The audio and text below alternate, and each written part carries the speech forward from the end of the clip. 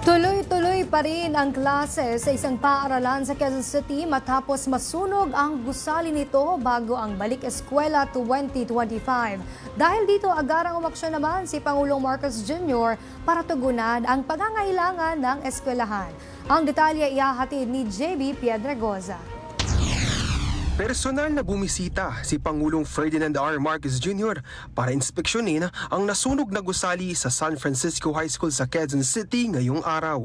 Kasama niya nag-inspeksyon sa Department of Education Secretary Sunny Angara at Quezon City Mayor Joy Belmonte. Mababatid na nasunog ang gusali isang araw bago magsimula ang unang araw ng klase nitong Lunes. Tinatayang nasa 3 milyon ang kabuuang danyos ng insidente, kabilang narito ang pagkatupok ng nasa 10 silid-aralan. Gayon din ang mga mahahalagang learning materials na gagamitin sana sa pagsisimula ng klase.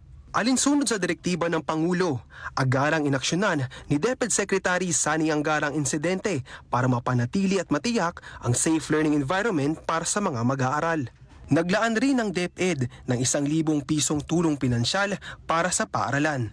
Nagpaabot naman ng tulong ang ilang private sectors, kagaya ng SC Johnson na nagbigay ng mahigit 100 armchairs. Habang pintura at toilet fixtures naman ang ibinahagi ng barangay at alumni ng paaralan. Samantala, nakaantabay pa rin ang mga tauhan ng Sanitation and Engineering Office mula sa lokal na pamahalaan ng Quezon City para sa recovery ng paaralan, lalo't tuloy pa rin ang pagbubukas ng klase.